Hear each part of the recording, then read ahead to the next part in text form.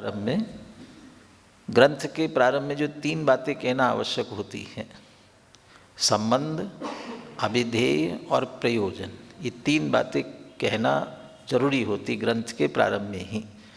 तो जयचंद जी छाबड़ा इस ग्रंथ का संबंध, अभिधेय और प्रयोजन बताते हैं। तो संबंध क्या है? तो उन्होंने तो कहा भी शब्द ब्रह्म और पर ब्रह्म, इनमें वाचक वाच्य नियोग। हमारा आत्मा वह परम ब्रह्म है, शुद्ध आत्मा, और इसके कथन करने वाले शब्द समय सार आदि ये शब्द ब्रह्म है, और ये शब्द ब्रह्म और हमारा आत्मा परम ब्रह्म, इनमें वाचक वाच्य संबंध बता दिया। अभिधेय क्या है? ग्रंथादिराज समय सार का अभिधेय क्या है? तो शुद्ध आत्मा अभिधेय है। और प्रयोजन क्या है? तो शुद्धात्मा बता तो दिया कि नहीं, वो तो अभिधेय है, वाच्य है, विषय है। फिर प्रयोजन क्या है? तो ये विषय यही है तो यही तो प्रयोजन है ना, कि नहीं। यदि ये प्रयोजन हो तो समय सार में आत्मा के लिए क्या क्या कहा है, आत्मा कैसा है, ये किस गाथा में क्या बताया है, ये अभिधेय है। तो पढ़ लिया तो प्रयोजन का सिद्ध हुआ। तो प्रयोजन क्या है? कि उस शुद्ध आत्मा की प्राप्ति होना, वो प्रयोजन है। ऐसे ही नयों का प्रयोजन क्या है?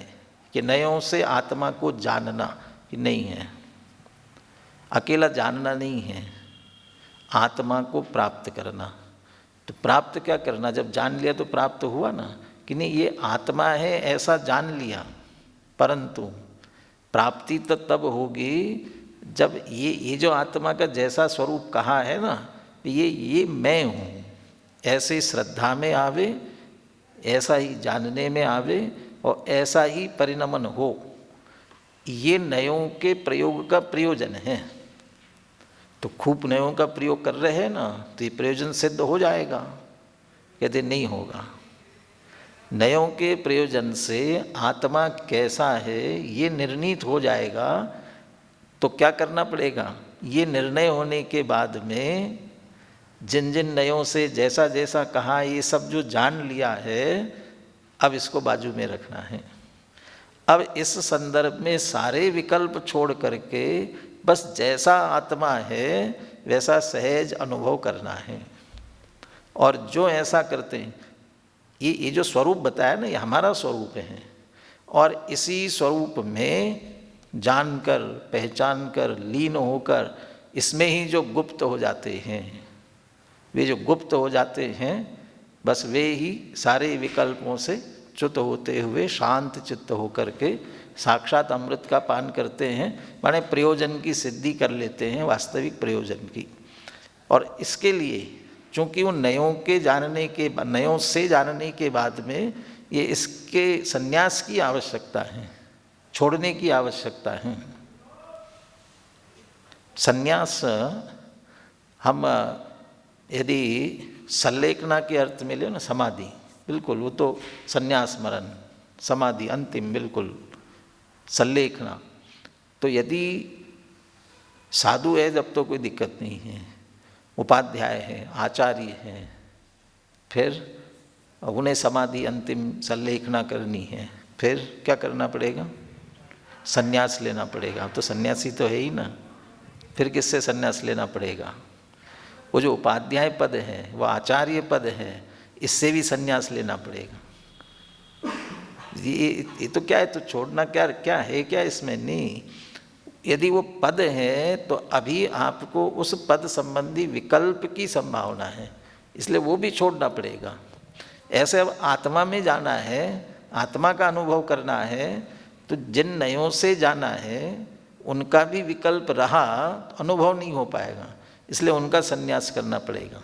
तो ये सकल नए पक्ष के संन्यास की भावना जो नचाई थी, मैं पुनः इसलिए चर्चा कर रहा हूँ क्योंकि 69वें कलश के संदर्भ में पंडित जयचंद जी छाबड़ा, पांडे राजमल जी और बनारसी दास जी, इनके विचार कल रह गए और हम आगे बढ़ गए। तो अभी हम उन विचारों को भी पढ़ेंगे, इसलिए मैंने ये चर्चा की है। हमारे विद्यार्थी एक साथ ही 69वां कलश और इसका पद्यान हुआ, जिसका पाठ करेंगे। फिर इन तीनों विद्वानों के संदर्भ में जो विचार हैं वो पढ़ करके बाकी के जो बल्कि मैं तो 70वां कलश के संदर्भ में भी पांडे राजमल जी के जो विचार हैं वो विचार और कोशिश करते हैं कि बनारसदास जी का भी कोशिश करेंगे उस 70वें कलश के संदर्भ में भी, उसकी भी चर्चा करते हुए फिर शेष जो विकल्प है नयों के उस संदर्भ में और बात करेंगे। तो 69वां कलश एक साथ बोलिए सभी। याएव मुक्ता नये पक्षपातं स्वरूप गुप्ता निवसन्ति नित्यं विकल्प जालच्युत शांत चित्तास्ताये साक्षादमृतं पिबन्ति जो निवसे निज माही छोड़ सभी नए पक्ष को करे सुधारस पान निर्विकल्प चित शांत हो। अनुशीलन पेज नंबर 231। पंडित जयचंद जी छाबड़ा भावार्थ में इस संदर्भ में क्या कहते हैं।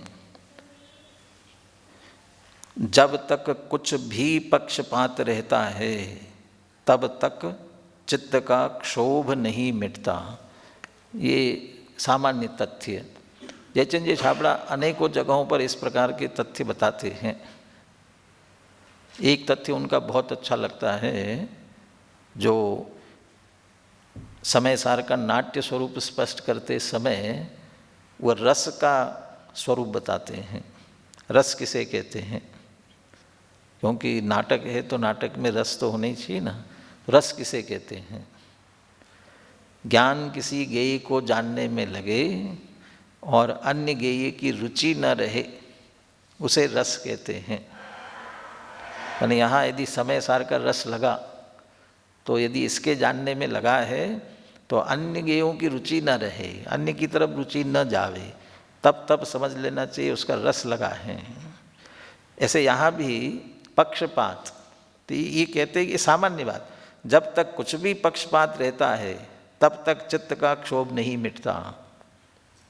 अरे यहाँ से हमें अजमेरी गेट तक जाना है शहर में, तो कैसे जाएं, कैसे जाएंगे? साइकिल से जाएं, मोटरसाइकिल से जाएं, कोई नहीं मिलेगा। बस से चलते हैं, ऑटो पकड़ते हैं, और आजकल क्या होता है वो कैब कर लेते हैं। तो वो 4 व्हीलर वाला कैब करे कि 2 व्हीलर वाला करे, ये जब तक आपके चलते रहेंगे तब तक चित्त का क्षोभ नहीं मिटेगा। और एक निर्णय, नहीं पैदल चलना है, कुछ नहीं करना है, तो हो गया, तो चलो पैदल। वो पैदल चलने में शारीरिक कष्ट तो कदाचित होगा, लेकिन चित्त में अब कुछ नहीं है, कोई विकल्प नहीं है। लेकिन जब तक वो निर्णय नहीं किया है तब तक वो चलते रहेंगे, ये करना कि ये करना कि ये करना, वो उस तरह से क्षोभ। ऐसे आत्मा को इतनी तरह से कह गया, कहा दिया, इतने नयों से ऐसा ऐसा कहा, तो कैसा आत्मा? नहीं, ये तो सब समझ लिया है, फिर भी एक बार विचार करते हैं तो फिर उन्हीं में उलझता है, तो क्षोभ नहीं मिटता। जब नयों का सब पक्षपात दूर हो जाता है तब वीतराग दशा होकर स्वरूप की श्रद्धा निर्विकल्प होती है, स्वरूप में प्रवृत्ति होती है और अतीन्द्रिय सुख का अनुभव होता है। ज्ञान की विचित्र दशा है। ज्ञान की, ज्ञान को जानना भी है और भूलना भी है। जिन जिन नयों से जैसा जैसा जाना है वो सब जान करके ज्ञान में रखना है, और बाकी श्रद्धा और चारित्र को क्या करना है? श्रद्धा और चारित्र को कुछ नहीं करना है। वो इसलिए इधर स्पष्ट लिखा, जब नयों का सब पक्षपात दूर हो जाता है। नयों का ज्ञान दूर नहीं होता, जिस नए से क्या स्वरूप है ये अच्छी तरह से ख्याल में रहता है, लेकिन उनमें से किसी एक तरफ झुकता हुआ ज्ञान नहीं होता है। सबका जान लिया। यदि किसी तरफ झुकता हुआ ज्ञान होगा तो राग होगा, वीतरागता नहीं है। इसलिए कहा ना, वो सब पक्षपात दूर हो जाता है तब वीतराग दशा होकर, तो वीतराग होगा मैंने कौन से गुणस्थान में पहुंच गए, वीतराग दशा हो गई तो कौन से गुणस्थान में, 13वें गुणस्थान में। ये तो चौथे की ही बात है। तो वीतराग दशा, दशा का मतलब क्या कि वो जो ज्ञान में एक तरफ राग जा रहा था वो राग नहीं हुआ।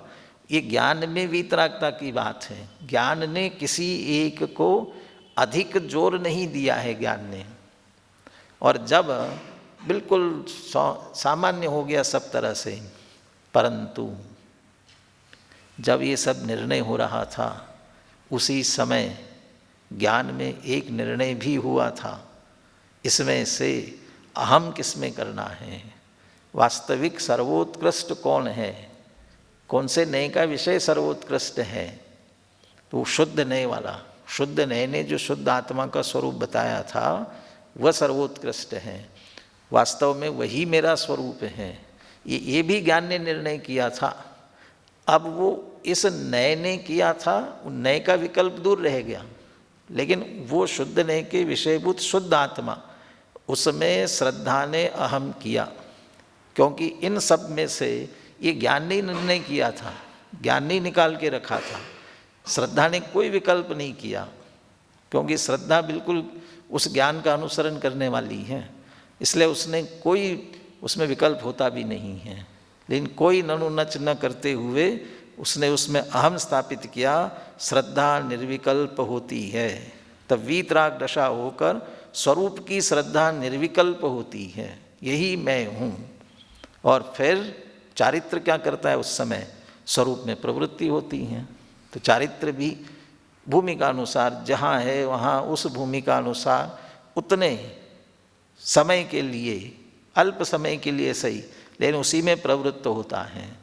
और फल क्या निकलता है, और अतीन्द्रिय सुख का अनुभव होता है। स्वरूप गुप्ता निवसन्ति नित्यम तयैव साक्षात् अमृतम पिबन्ति। अमृतम पिबन्ति का ये भाव है, अतीन्द्रिय सुख का अनुभव होता है। ये उसका भाव पंडित जयचंद जी छाबड़ा ने इस तरह से स्पष्ट किया उसी बात को। और उसी बात को पांडे राजमल जी की शैली जो है, वहाँ यदि आप टीका देखेंगे वो खंडान्वय शैली है। और खंडान्वय मतलब वो एक एक शब्दों का बराबर सब अर्थ करेंगे। वो यही वो मुक्त्वा नए पक्षपातम, वो सब का बता देंगे और फिर एक साथ भाव लेंगे। भावार्थ इस प्रकार है कि तो अंतिम जो भाव पूरा निकालते हैं वो निष्कर्ष के रूप में वो यहाँ स्पष्ट करते हैं। जो एक सत्वरूप वस्तु है, कोई भी पदार्थ कोई भी वस्तु सत्वरूप है, पूरी पदार्थ है जैसा है, उसका द्रव्य गुण पर्याय रूप उत्पाद व्यय द्रव्य रूप विचार करने पर विकल्प होता है। उस विकल्प के होने पर मन आकुल होता है, आकुलता दुख है। इसलिए वस्तु मात्र के अनुभवने पर विकल्प मिटता है, विकल्प मिटने पर आकुलता मिटती है, आकुलता के मिटने पर दुख मिटता है। इससे अनुभवशीली जीव परम सुखी है। तैव साक्षात् अमृतम पिबन्ति। क्या अच्छा, ये जो एक सत्वरूप वस्तु है, ये कौन सी वस्तु? पुद्गल, जड़, धर्म द्रव्य, अधर्म द्रव्य, कौन सी वस्तु? उन वस्तु के बारे में तो बात ही नहीं है। आत्म वस्तु माने आत्म वस्तु के संदर्भ में भी जब हम भेद में जाएंगे, विस्तार में जाएंगे और भेद में विस्तार में उलझ गए तो वहाँ चित्त में अनेक प्रकार के विकल्प खड़े होंगे। और वो उन विकल्प, और वे कौन से? उसी द्रव्य के संदर्भ में या तो द्रव्य गुण पर्याय है, सत्व वस्तु द्रव्य का दो तरह से लक्षण दिया ना, उत्पाद वे द्रव्य युक्तम सद्रव्य लक्षणम, या फिर गुण पर्याय द्रव्यम। तो वो जब द्रव्य का हम विचार करेंगे या तो द्रव्य गुण पर्याय के रूप में या उत्पाद वे द्रव्य के रूप में, लेकिन ये भेद करके किया तो विकल्प खड़ा हुआ, और विकल्प खड़े हुए तो आकुलता और दुख हुआ। जब अपने आत्मस्वरूप के संदर्भ में ऐसा विचार करना, भेदात्मक विचार करना, ये विकल्प और आकुलता को उत्पन्न करने वाला है। तब पर का विचार करना महाआकुलता को देने वाला है। 5 इंद्रिय विषय कषाय का वो तो महादुखदायक है, और देवशास्त्र गुरु का ये तो और पर ही तो हुए ना, तो उनके संबंध में विकल्प भी, तो वे भी कदाचित इन सबको, वो जो महाआकुलता होती है, तीव्र कषाय, तीव्र राग, उसकी अपेक्षा, मंदता की अपेक्षा इन्हें ठीक कहा जाता हो, लेकिन आत्मस्वरूप की स्थिरता की अपेक्षा तो ये सभी बाधक ही हैं। तो वो भी सारे विकल्प, तो ये तो महाविकल्प हैं, वे महादुखदायक हैं। तो पहले तो उन सबका आश्रय लेकर के शुभ की तरफ आते हुए आत्मस्वरूप के चिंतन, आत्मस्वरूप के विचार के साथ साथ धीरे धीरे इनके संदर्भ में भी विकल्प छूटते हुए सहज जो आत्मस्वरूप होता है, इससे अनुभवशीली जीव परम सुखी है, जो अपने स्वरूप में लीन है। अभी अभी दादा के प्रवचनों में परिशिष्ट चल रहा है ना, तो उसमें न द्रव्ये न खंडयामी, न क्षेत्रे न खंडयामी, न काले न खंडयामी, न भावे न खंडयामी, सुविशुद्ध ज्ञान मात्र भावोस्मि, वो उसकी चर्चा वहाँ भी पांडे राजमल जी की ही बात है। तो वो तो ये कहते हैं कि द्रव्य से खंडित नहीं होता, क्षेत्र से खंडित नहीं होता, काल से अखंड हूँ ना मैं। तो वहाँ ये जो अखंड है ये स्वद्रव्य है, और इनमें खंड करना वो परद्रव्य है। माने मैं असंख्यात प्रदेशी अभेद एक आत्मा, ये स्वद्रव्य, और यदि असंख्यात प्रदेशों का भेद कर दिया तो परद्रव्य हो गया। अनंत गुणों का अखंड पिंड एक, वो स्वद्रव्य, और गुण भेद कर दिया तो परद्रव्य।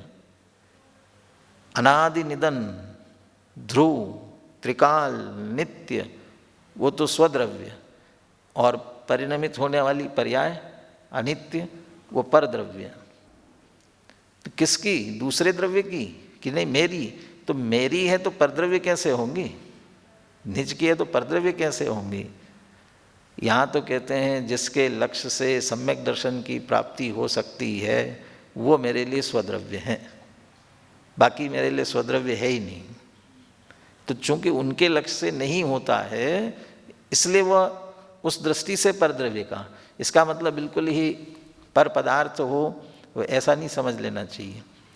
बहुत बारीकी से पकड़ते हैं सभी विद्वान, अपन जितना ध्यान दे करके समझ सकते हैं, ध्यान आकर्षित हो सकता है, उस पर बात है। ये तो 6वीं 7वीं गाथा के भावार्थ में जयचंद जी छाबड़ा ने लिखा, गुरुदेव ने पकड़ा उसको और अपने गुरुदेव के प्रवचन का उदाहरण जो दिया है ना, इसमें भेद रूप वस्तु मैंने ये कहा ना, नवीनानम न चरित्रम न दंसनम, ज्ञान दर्शन चारित्र है ही नहीं, कि नहीं ज्ञान दर्शन चारित्र नहीं, भेद नहीं है, तो भेद रूप वस्तु नहीं है, तो कह रहा है उसे अवस्तु, तो अवस्तु नहीं समझना, परवस्तु, कि वो परवस्तु भी नहीं है, लेकिन उसके लक्ष्य से हमारा प्रयोजन सिद्ध नहीं होता है, इसलिए उसका निषेध करते हैं।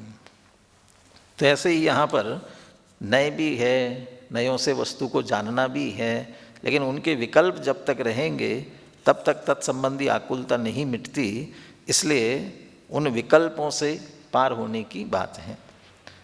चलिए बनासदास जी का छंद भी पढ़ते हैं, यहीं से पढ़ रहे हैं, हम सभी ध्यान से सुनते हैं। बोलिए।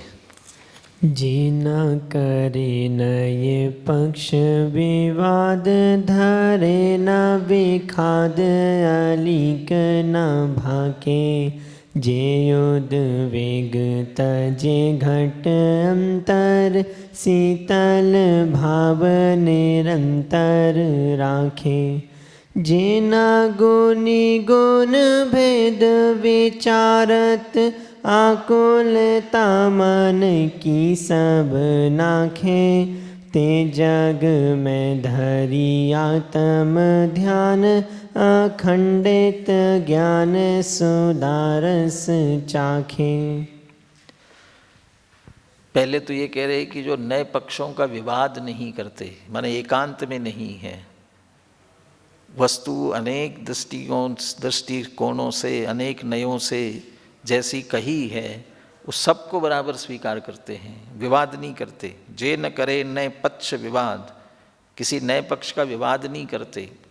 और अन्य मत वाले विवाद करते हैं, और विवाद तब होता है, आपस में विवाद तो तभी होता है ना जब सामने वाली बात को बिल्कुल ही हम माने ना, उड़ा दे उसको कि नहीं, तो विवाद होता है। और नए पक्षों में विवाद क्यों नहीं होता? क्योंकि कोई भी नए पक्ष दूसरे नए का निषेध नहीं करता है, गौण करता है उसको। इसलिए नए जे न करे नए, और इस ऐसे स्वरूप को जान करके नयों से जो वस्तु समझ रहे हैं वे नए पक्षों का विवाद नहीं करते हैं। धरे न विखाद अलीकण भाके, और इस संदर्भ में विषाद चित्त में नहीं रखते हैं। और अलीक, अलीक का तो वैसे सीधा अर्थ झूठ होता है, झूठ नहीं कहते हैं। तो यहाँ झूठ की जगह आग्रह नहीं पकड़ते किसी बात का, नहीं ऐसा ही है, ऐसा आग्रह नहीं पकड़ते। क्योंकि दूसरा दृष्टिकोण वस्तु में है, वस्तु में नहीं हो उस दृष्टिकोण की बात नहीं है। आत्मा चैतन्य स्वरूप ही है, जड़ नहीं है। अब इसमें तो आग्रह पकड़ना पड़ेगा, इसमें तो लेना पड़ेगा कि नहीं नहीं चैतन्य स्वरूप ही है, जड़ नहीं है। परंतु नित्य है कि अनित्य है, एक है कि अनेक है, ये जो अनेक दृष्टिकोण हैं इसमें आग्रह पकड़ के काम नहीं चलेगा। तो जो वस्तु के स्वरूप को बराबर समझ रहा है वो विषाद भी नहीं करता, क्या नहीं नित्य है तो अनित्यता कैसे कह सकते हैं, अनित्य कहे तो अनित्यता कैसे कह सकते हैं, किसी का आग्रह नहीं पकड़ता, वस्तु स्वरूप के अनुसार जान लेता है। जे उद्वेग तजे घट अंतर, शीतल भाव निरंतर राखे। और वास्तव में जिसने सब तरफ से देख लिया है, जान लिया है, तो उसे कैसे भी कहते रहो उसे दिक्कत नहीं होती है।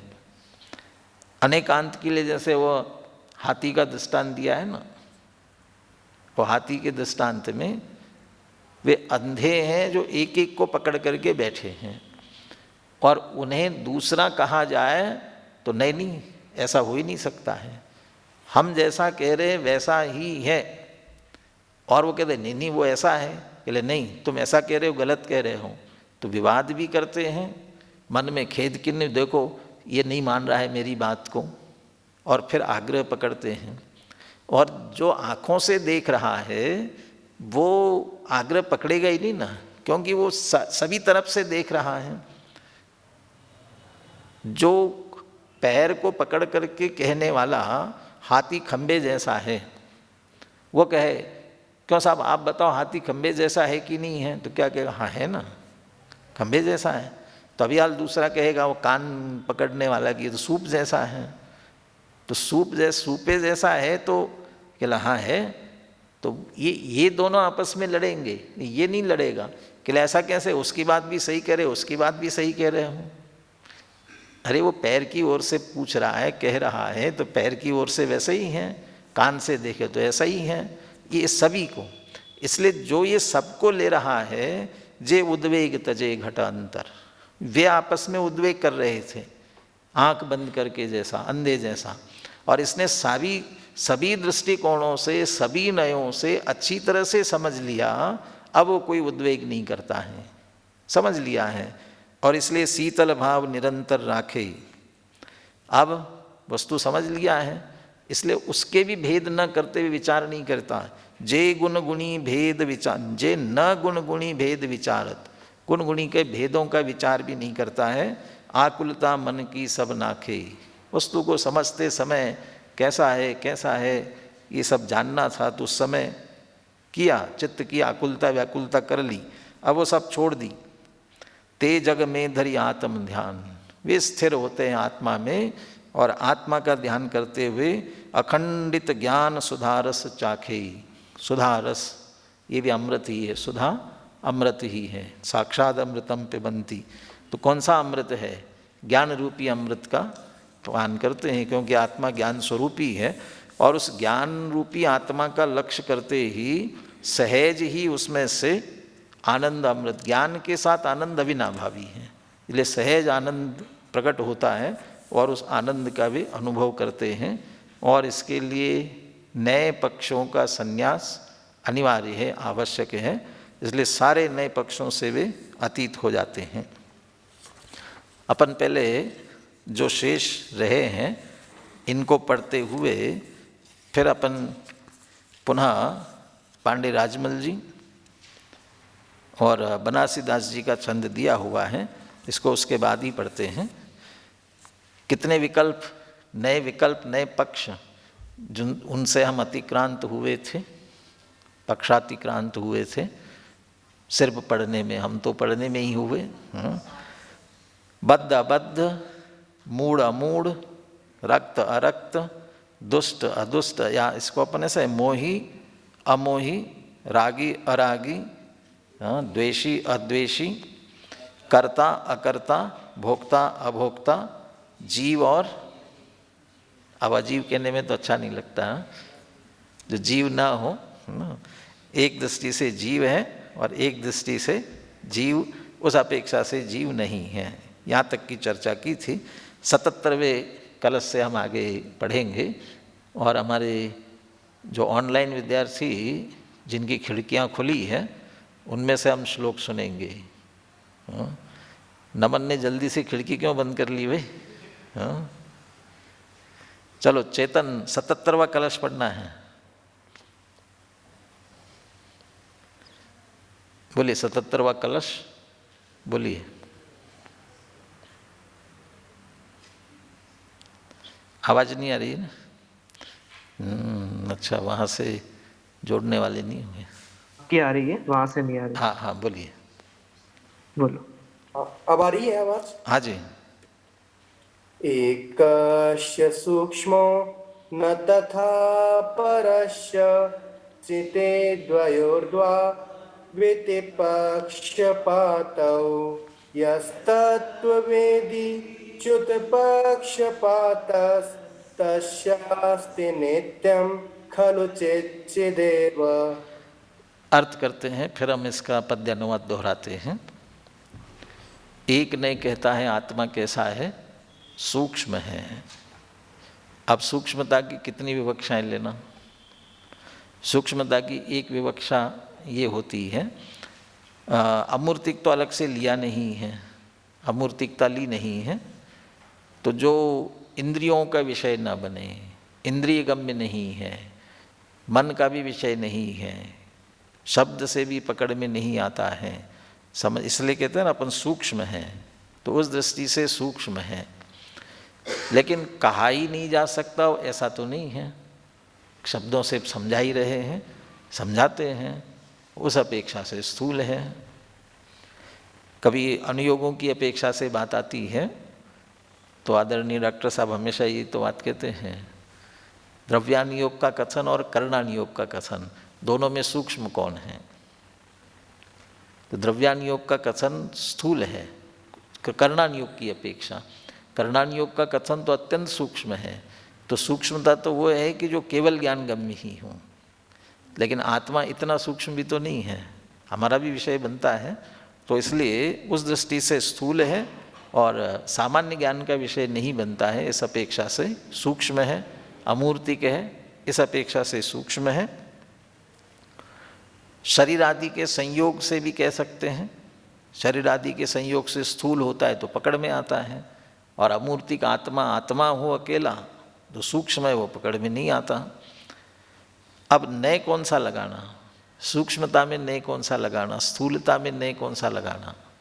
तो निश्चय से सूक्ष्म है, व्यवहार से स्थूल है, अवाच्य है, शब्दातीत है, वचनातीत है, ये सब निश्चय से ही है, और वचनों से कहना ये सब कथन व्यवहार की अपेक्षा, तो उस दृष्टि से भी स्थूल है। और शरीर आदि के संयोग में होने पर ही वो स्थूलता कही जाती है, इसलिए भी व्यवहार से और निश्चय से कैसा है? सूक्ष्म है। ये भी दोनों नयों के पक्षपात हैं, लेकिन सब तरफ से समझकर जो तत्ववेदी मूल स्वरूप को जानकर उसमें लीन है, उनके लिए तो तस्यास्ति नित्यम खलु चिच्चिदेव, चैतन्य स्वरूप आत्मा कैसा है? वह चैतन्य रूप ही है। अब यहाँ से एक साथ बोल रहे हैं, 77वां कलश था ना, 77वें कलश का पद्यानुवाद ढूंढ करके निकाल के बोलिए एक साथ। एक कहे ना सूक्ष्म दूसरा कहे सूक्ष्म है, किंतु यह तो भयनयों का पक्षपात है। पक्षपात से रहित तत्ववेदी जो जन है, उनको तो यह जीव सदा चैतन्य रूप है।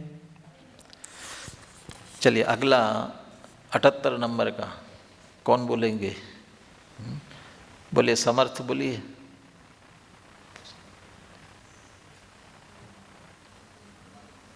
जी भाई साहब। एकस्य हेतुर्न तथा परस्य चिति द्वयोर्द्वाविति पक्षपातौ यस्तत्त्ववेदी च्युत पक्षपातस्तस्यास्ति नित्यं खलु चेच्चिदेव। वैसे अपन भी जो अकेले पक्ष है, अकेले उन पक्षों की चर्चा करते हुए आगे बढ़ सकते हैं, लेकिन आचार्य देव ने ताड़पत्र पर एक एक अक्षर खोद खोद करके लिखा होगा। उन्होंने लिखने में अलग अलग, वैसे तो बहुत जगहों पर ये किया कि ये ऐसे अनेक सूत्र बना लेना, जैसे वो 16 सूत्र बनाने की बहुत जगह बात आई ना। एक शब्द लिख दिया और फिर लिखा कि इसी तरह से मोह लिखा तो इसी तरह राग द्वेष ये पद बदल करके और बना लेना। तो ऐसे ही कहते यहाँ लिखा जा सकता था कि बद्ध और अबद्ध पर हमने घटित करके बताया है, ऐसे ही मोह राग द्वेष इन सब पर भी घटित कर लेना। ऐसा नहीं करके लिखा है तो अपन को पढ़ने में आलस नहीं करना चाहिए ना। अभी कौन सा पक्ष पढ़ना अपन ने? हेतु। एक नए का कहना है कि आत्मा हेतु है। हेतु है माने कारण है, और एक ने कहता है कि कारण नहीं है। तो कारण है का मतलब क्या? भी किसी का कारण है, तो किसी का कारण निमित्त कारण की बात भी करे तो परिणाम की अपेक्षा से निमित्त कारण भी है, और अपने अपने कार्य का भी तो कारण है ना। स्वयं में होने वाले स्वयं का स्वयं कारण है।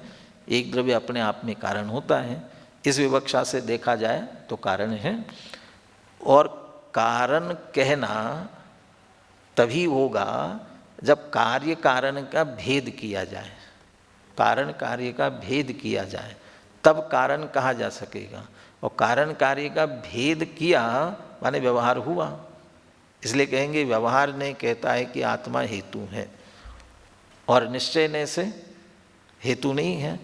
पर का तो हेतु है ही नहीं, लेकिन अपने में भी कार्य कारण का भेद ही नहीं है, इसलिए हेतु नहीं है किसी का भी। पर का नहीं है, और अपने आप में भी भेद की अभेदता की दृष्टि से कारण नहीं है। अभी अगला कार्य शब्द आने वाला है। कार्य, वैसे दोनों एक साथ ही पढ़ना चाहिए था।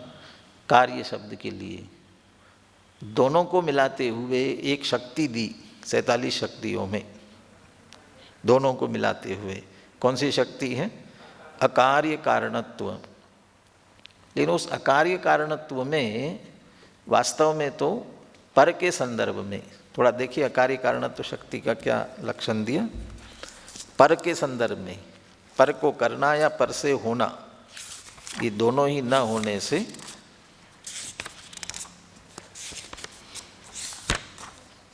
कौन से नंबर की है? हाँ जी, अन्य अक्रियमाण, अन्य अकारक, एक द्रव्यात्मिका अकार्य कारणत्व शक्ति। अन्य अक्रियमाण, दूसरे से किया नहीं जाता, तो दूसरे से किया नहीं जाता इसलिए कार्य नहीं है। और अन्य अकारक, दूसरे को करता नहीं है इसलिए कारण नहीं है। तो ये इसलिए अकार्य कारणत्व, ये पर की अपेक्षा से। लेकिन अपने में भी यदि भेद करेंगे तब कार्य कारण का भेद पड़ेगा, तो उसकी तरफ से भी अच्छा। पर का भी कार्य कारण संबंध व्यवहार से तो जोड़ते ही हैं, तो व्यवहार से कारण कार्य कह सकते हैं, लेकिन निश्चय से नहीं है। इसलिए निश्चय से न हेतु है न कार्य है। व्यवहार से कारण भी कह सकते हैं और कार्य भी कह सकते हैं। 73वीं गाथा में शुद्ध के बोल में शुद्ध का बोल क्या है 73वीं गाथा का, और उसकी व्याख्या क्या है? अहम एको खलु शुद्धो, मैं शुद्ध हूँ। क्यों शुद्ध हूँ?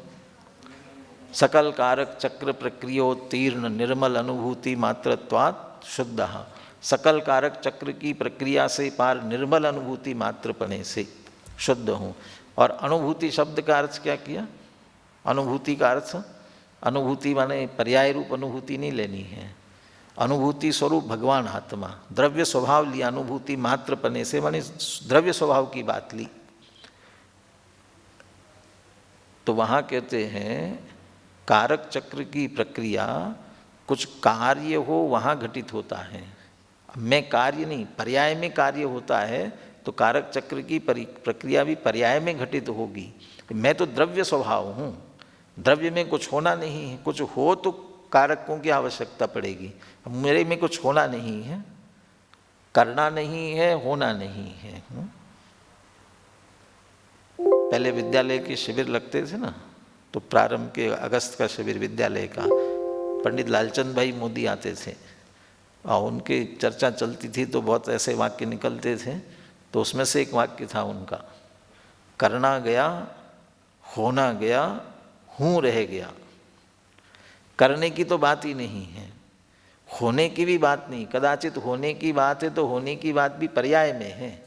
तो है क्या? मैं हूँ, ऐसा हूँ मैं। तो जैसा द्रव्य स्वभाव है वह ऐसा हूँ। तो चूंकि मैं हूँ तो मैं हूँ तो न किसी का कारण हूँ न किसी का कार्य हूँ। और कुछ हुआ, यदि हुआ कुछ हुआ तो फिर कारण भी देखा जाएगा, और जो हुआ वह कार्य भी होगा। और मैं ऐसा निर्णय करके अपने में लीन होता हूँ तो अतीन्द्रिय आनंद प्रकट होता है। तो अतीन्द्रिय आनंद प्रकट होता है तो कार्य हुआ। तो किस में हुआ कार्य? तो मुझ में हुआ ना। इस कार्य का फल भी मुझे मिला तो कार्य हुआ। इस दृष्टि से देखोगे तो कार्य है। और इसका कारण कहाँ है? कहीं दूसरे में नहीं है। माँ अन्यान प्राक्षी, अपने में लीन हो जाओ, अपने में ही निश्चित रूप से सुख की प्राप्ति होगी। किसी से पूछने की जरूरत, कहीं जाने की जरूरत नहीं है। स्वाधीन क्रिया है। तो कारण भी मैं स्वयं ही हूँ, मैं ही मेरा करता धरता। तो ये इस दृष्टि से हेतु है भी, कारण है भी, कारण नहीं भी है। कार्य है भी और कार्य नहीं भी है। और दोनों दृष्टि से पर के साथ कारण कार्य का संबंध जोड़ना, उसमें भी व्यवहार है, और अपने भी कारण कार्य का भेद करते हुए कहना व्यवहार है। और निषेध दोनों जगह निश्चय का ही निश्चित रूप से आता है।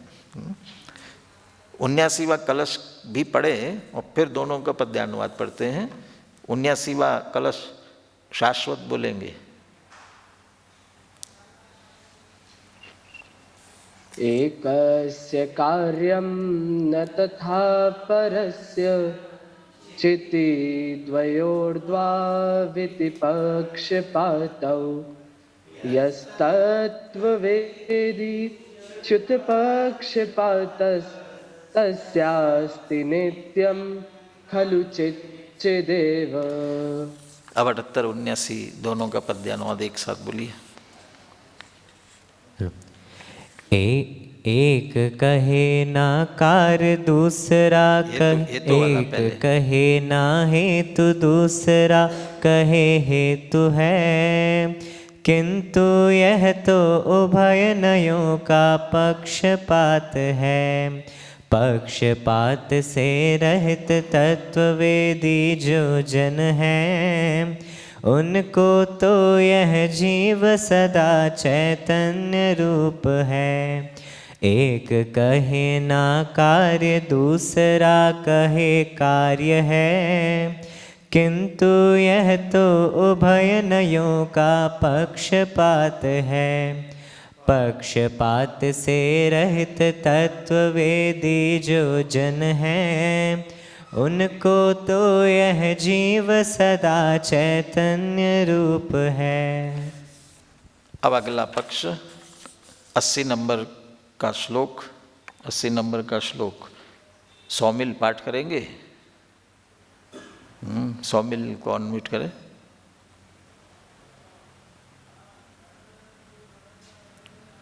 भाई साहब मेरे पास अभी जिनमान ही नहीं है। चलिए आगे समकित के पास है। समकित जी भाई। ये पीडीएफ डालना, इसलिए पीडीएफ भी लेना चाहिए भाई सामने। हैंड रेज करे जिनने जिनने जिनने नहीं बोला है, हैंड रेज करे और उनके पास ग्रंथ हो। चलिए नमन बोलिए। अस्ति वा? हाँ जी।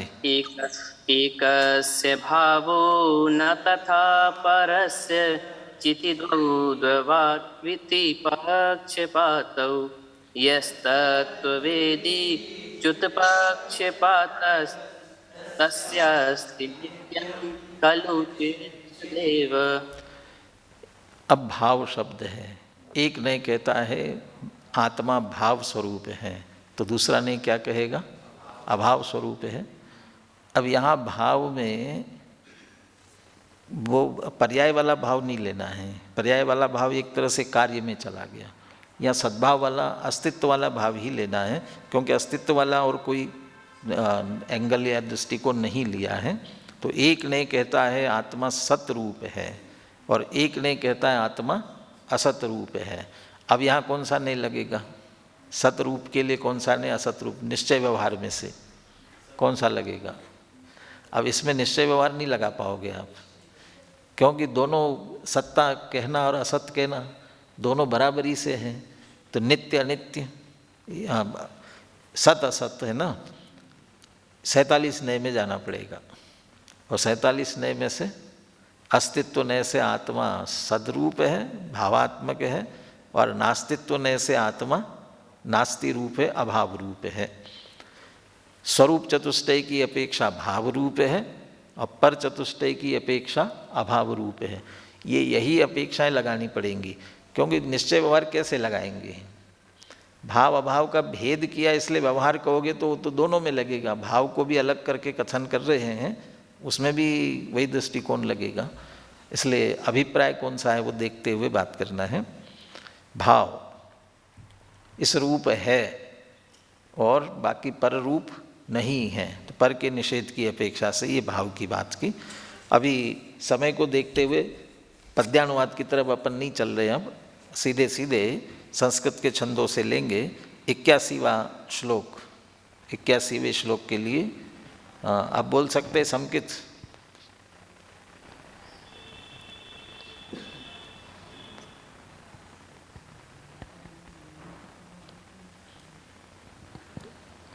अनम्यूट नहीं हो पाए समकित?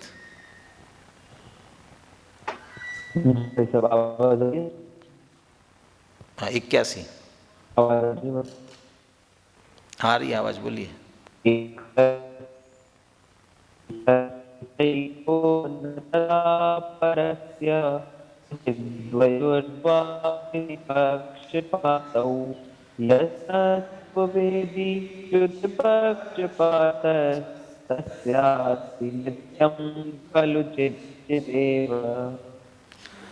अब एकस्य चेको, चेको माने क्या है? हाँ, अंग्रेजी में है कि हिंदी में है? अंग्रेजी में कहोगे तो संस्कृत में, श्लोक में तो संस्कृत में आएगा ना। अंग्रेजी में होगा तब क्या कहोगे? आत्मा चेक है। हाँ? कौन सा, ब्लैंक चेक या भरा हुआ चेक है? हाँ? अज्ञानी के लिए ब्लैंक चेक है और ज्ञानी के लिए भरा हुआ है। अज्ञानी के लिए ब्लैंक चेक ऐसा है जो लिख देता है वही हो जाता है। अभी उसने अपने आप को शरीर रूप मान लिया है, वो शरीर रूप हो रहा है अज्ञान दशा में, उसको अपने मिथ्या दृष्टि अज्ञानी दुखी हो रहा है। और यदि वह उसी में मैं चैतन्य स्वरूप शुद्ध आत्मा हूँ ये भरता है तो परिपूर्ण हो जाता है, और ज्ञानी का तो भरा हुआ है और उसको पूरा पूरा लाभ मिल रहा है। यहाँ तो एक शब्द है ये, एक और अनेक, ये दृष्टिकोण है। तो एक को तो एको लिखना चाहिए था, चेको क्यों लिखा है?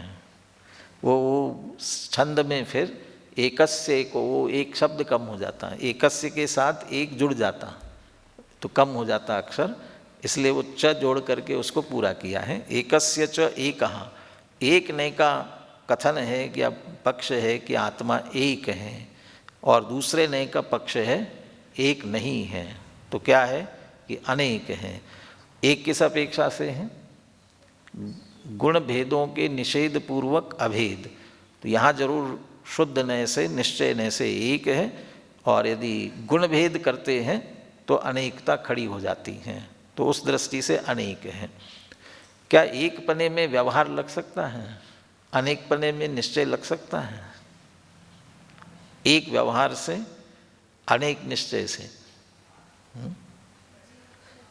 हाँ, देह जीव एक, देह और जीव को एक कहे तो व्यवहार, और अनेक कहे, एक नहीं है तो निश्चय।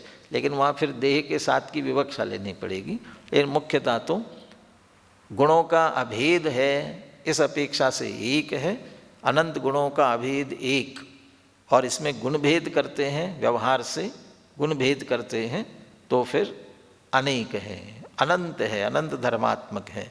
इस दृष्टि से अनेक कहा जाएगा। चलिए 82वें कौन सा पक्ष लेते हैं देखते हैं। 82वें श्लोक में आर्जव, आर्जव के साथ और कौन बैठे? दो दो जने, दोनों मिलकर के बोलिए। हाँ बोलिए दोनों। एकस्य शान्तो न तथा परस्य चिति द्वयोर्द्वाविति पक्षपातौ यस्तत्त्ववेदी च्युत्पक्षपातः तस्यास्ति नित्यं खलु चेच्छदेव। एक और अगला भी पढ़िए, दो जने हो ना इसलिए दूसरा भी पढ़ लेते हैं। एकस्य नित्यो न तथा परस्य चिति द्वयोर्द्वाविति पक्षपातौ यस्तत्त्ववेदी च्युत्पक्षपातः तस्यास्ति नित्यं खलु चेच्छदेव। ये दोनों इसलिए लिए कि दोनों ही कालवाची हैं, दोनों कालवाची हैं। थोड़ा सा भाववाची की तरफ भी ले सकते हैं। पहला क्या कहता है? एक ने कहता है आत्मा शांत है, शांत है माने अंत सहित है, माने उसका अंत होने वाला है। और एक ने कहता है शांत नहीं है, माने वह अनंत है, माने कभी उसका नाश होने वाला नहीं है। तो शांत कहने वाला कौन सा नहीं होगा? व्यवहार होगा, क्योंकि वो पलटने वाली पर्याय को देख रहा है, पर्याय की अपेक्षा से ही नष्ट होता है, इसलिए वह शांत। और निश्चय से कभी उसका नाश नहीं होगा, इस दृष्टि से वह अनंत है। भाववाची इसलिए कहा मैंने, इसके गुणों की गिनती करो तो क्या होगा? कितने हैं गुण? अंत आएगा क्या? कि नहीं, अंत नहीं आएगा। परंतु श्रुत ज्ञान की दृष्टि से हम कितना कर पाएंगे? तो हमारे श्रुत ज्ञान में तो एक अंत आ सकता है, लेकिन यहाँ कालवाची ही लेना है। जो प्रति समय की पर्याय होती है, पर्याय की अपेक्षा से देखा जाए तो विनाशिक है, इसलिए शांत है, लेकिन द्रव्य स्वभाव से देखा जाए तो वह अनंत है। पांडे राजमल जी ने पर्यायार्थिक द्रव्यार्थिक नय ही लगाए हैं, तो पर्यायार्थिक नय से शांत है, द्रव्यार्थिक नय से अनंत है। नित्य अनित्य, नित्यता में और अनित्यता में अब दोनों मिलते जुलते से ही हैं, लेकिन वहाँ विनाशिक और अविनाशी पने की मुख्यता लेना, यार नित्यता और अनित्यता की मुख्यता लेना।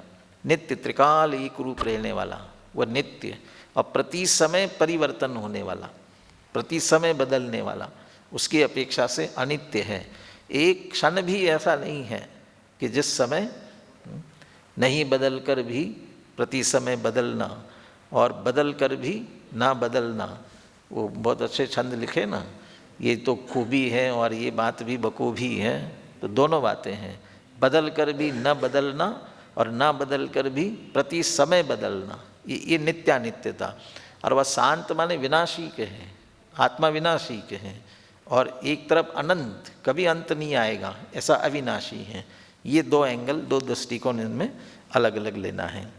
और नए भी उसी दृष्टि से, नित्यता में द्रव्यार्थिक या निश्चय, और अनित्यता में, चूँकि अनित्यता में पर्यायों का भेद भी देखा जाएगा, इसलिए पर्यायार्थिक या व्यवहारने की अपेक्षा से अनित्यता देखी जाएगी। चलिए 84वां छंद, नमन। नमन बोलिए।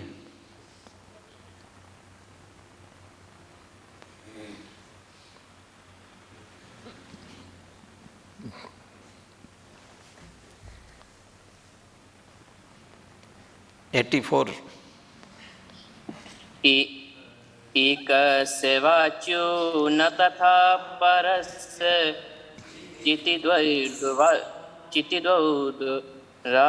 चितिद्वौद्वाविति पक्षपातौ यस्तत्त्ववेदी च्युतपक्षपातस्तस्यास्ति नित्यं खलु चेच्यदेव। नमन से सुन तो लिया था शायद, दोबारा नंबर मिला, कोई बात नहीं। एक ने कहता है आत्मा वाच्य है और एक ने कहता है आत्मा वाच्य नहीं है, तो कौन सी बात सही है? जो सप्तभंगी आती है तो सप्तभंगी में स्याद अस्ति, स्याद नास्ति, स्याद अस्ति नास्ति, स्याद अवक्तव्य, अवाच्य ही कहा, और फिर स्याद अस्ति अवक्तव्य, स्याद नास्ति अवक्तव्य, स्याद अस्ति नास्ति अवक्तव्य, तो अवाच्य लिया ना। चौथा भंग जो है अवाच्य का ही है, तो अवाच्य है तो वहाँ उस भंग की अपेक्षा कहे तो अवाच्य है, परंतु जो सप्तभंगी है वो कभी सर्वथा नहीं होती है।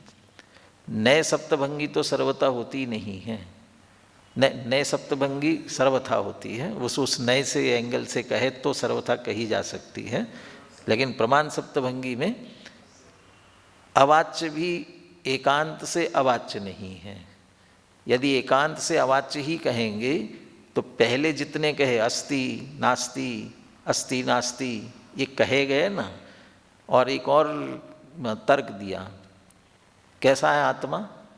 अवाच्य है, तो अवाच्य कह करके आपने वाच्य कर दिया ना, अवाच्य कह करके बता दिया ना कि अवाच्य है, तो ये अवाच्य कहना ही उसके एक तो वाच्यपने की तरफ ले जाता है। आत्मा को शब्दों से समझाया जा सकता है, कहा जा सकता है, इस अपेक्षा से वाच्य है, परंतु पूरा कथन नहीं किया जा सकता, इस अपेक्षा से अवाच्य है। शब्दों का विषय नहीं है, शब्दों में आवे ऐसा नहीं है, वो तो एक ज्ञान गम्य है, उस दृष्टि से अवाच्य है। यहाँ पर चूँकि वाच्यता भेद में ही खड़ी होगी, इसलिए वाच्य कहना व्यवहार होगा, और अवाच्य उसका एक अवर्णनीय जो मूल विषय है वह अवाच्य, वह निश्चय का विषय बनेगा अवाच्य। अवाच्य में ऐसा कह सकते हुए हमारी सीमा है, हम इतना कथन नहीं कर सकते हैं, हमारे लिए अवाच्य है, परंतु भगवान तो उसका कथन कर देते ना, तो उनकी दृष्टि से तो पूरा वाच्य हो जाता है, फिर अवाच्य कहाँ रह गया? वे तो पूरा कथन कर सकते हैं ना, वे भी नहीं कथन कर सकते हैं, तो क्यों? तो भगवान है, पूरा जानते हैं, तो वे तो जानते तो है पूरा, लेकिन कथन करना ये शब्द का कार्य है, और शब्द की सीमा नहीं है कि पूरा का पूरा कथन कर सके।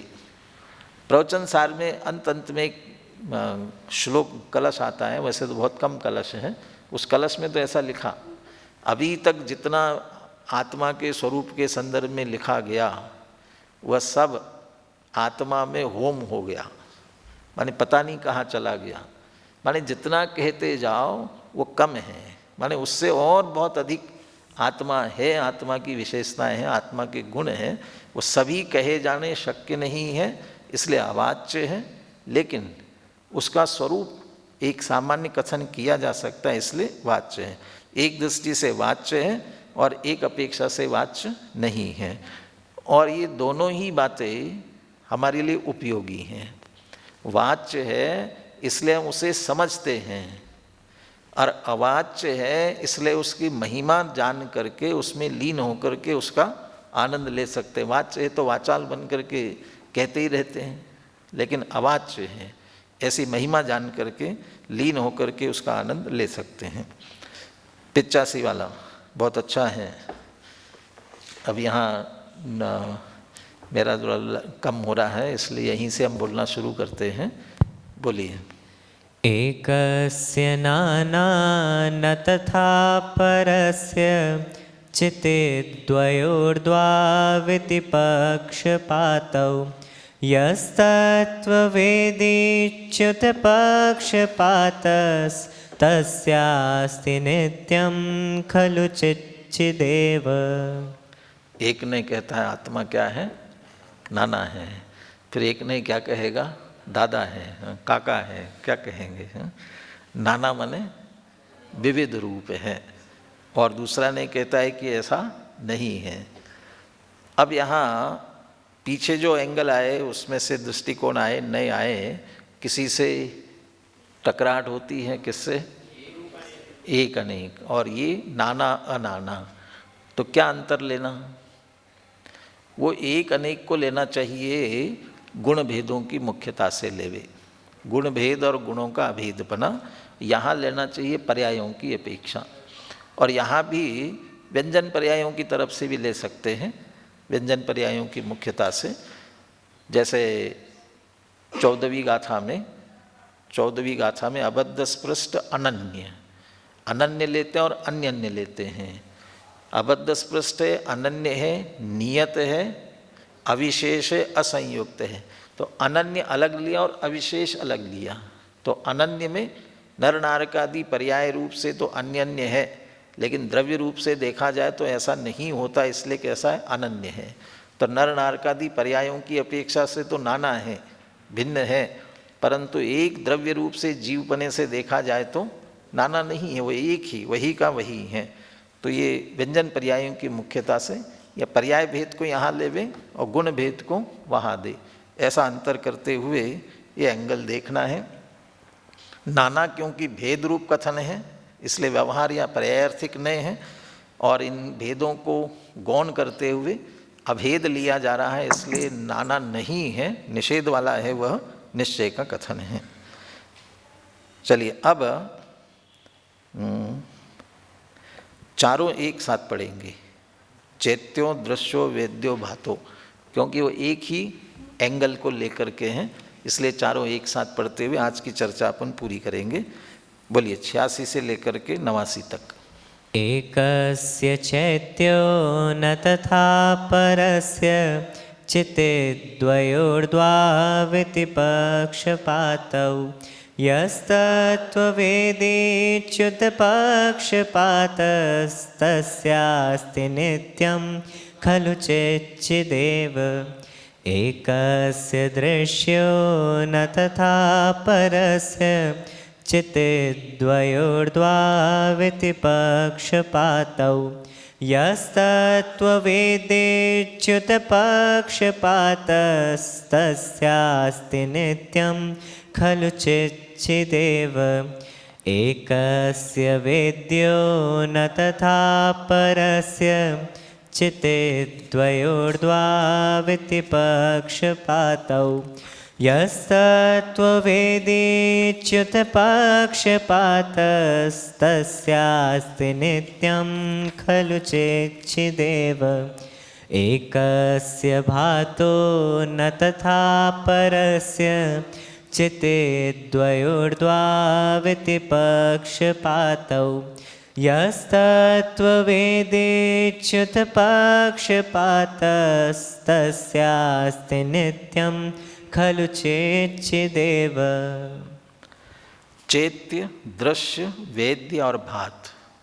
चैत्य माने चेतना का विषय, और दूसरी तरफ चैत्य नहीं है। और दृश्य और वेद्य, चेतना में दो गुण आते हैं, दर्शन गुण और ज्ञान गुण। तो दर्शन का विषय बनता है तो दृश्य कहलाता है, और ज्ञान का एक शब्द विद भी है, विद ज्ञानी, तो इसलिए विद, तो वेद उसकी अपेक्षा से वेद्य माने वो ज्ञान का विषय, ज्ञेय ज्ञान का विषय है। और भात में लेते हैं प्रकाशमान, और प्रकाशमान माने स्वसंवेदन का विषय, स्वसंवेदन अपने ज्ञान से जानने में आने योग्य हैं। अब ज्ञान दर्शन को अभेद करके जो चेतना कही जाती है, उस वो चेतना का विषय है, इस दृष्टि से वो चैत्य है। और अब अचेत्य कैसे कहा जाएगा? चेतना का विषय नहीं है। अब यहाँ दो दृष्टिकोण ले सकते हैं। जो चेतना अतीन्द्रिय है, अतीन्द्रिय, क्योंकि ज्ञान और दर्शन अतीन्द्रिय ज्ञान दर्शन है, तो उसका विषय तो आत्मा बन सकेगा। लेकिन जो इंद्रिय ज्ञान है और दर्शन में भी चक्षु दर्शन आदि के हैं, उनका विषय नहीं बनेगा, इसलिए उनकी अपेक्षा से अचेत्य हैं। या चैत्य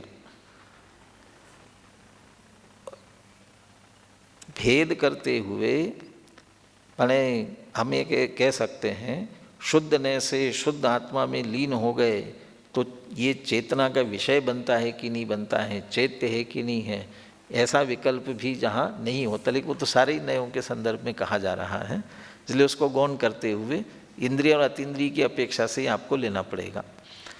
अब दृश्य और वेद्य में वही है, दर्शन चक्षु दर्शन आदि का विषय नहीं है आत्मा, इसलिए अदृश्य है।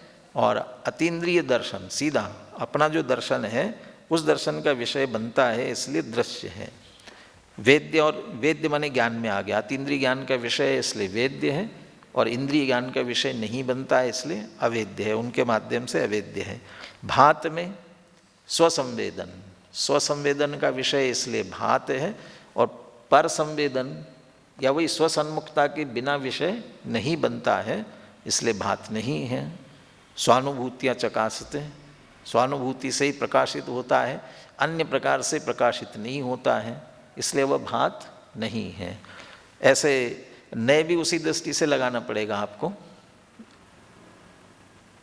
निश्चय से दृश्य कहना पड़ेगा, निश्चय से वेद्य क्या, अतीन्द्रिय ज्ञान का विषय है ना इसलिए, और इंद्रियों की तरफ से लेते हो तो व्यवहार से बनेगा।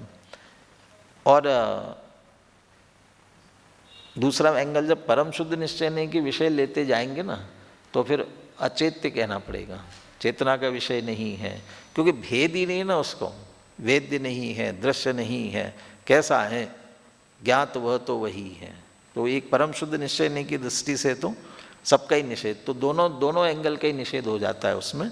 लेकिन दूसरा जब एक एंगल लेते हैं तो इधर परम शुद्ध निश्चय नहीं की अपेक्षा से अदृश्य, अचेत, अवेद्य, अभात भी कह सकते हो, बस वो तो सहज जैसा है वैसा है, ऐसा कह सकते हो। ऐसे विभिन्न नए पक्षों की अपेक्षा से आत्मा की चर्चा आती है, लेकिन सब में यही कहा कि नए पक्षों को छोड़ करके जो अपनी आत्मा का लक्ष्य कर रहे हैं उनके लिए तो मात्र चैतन्य स्वरूप आत्मा चैतन्य रूप से ही अनुभव में आ रहा है। अब पांडे राजमल जी, बनारस दास जी की चर्चा इनके संदर्भ में करते हुए 91, 92, अभी 89 हो गए ना, तो 90 और 91 दो कलशों की चर्चा और कल करेंगे, वहाँ का विषय और आप देख करके आएंगे। सहजानंदे शुद्ध स्वरूपे अविनाशी हूँ आत्मस्वरूप, सहजानंदे शुद्ध स्वरूपे अविनाशी हूँ आत्मस्वरूप, सहजानंदे शुद्ध स्वरूपे अविनाशी हूँ आत्मस्वरूप।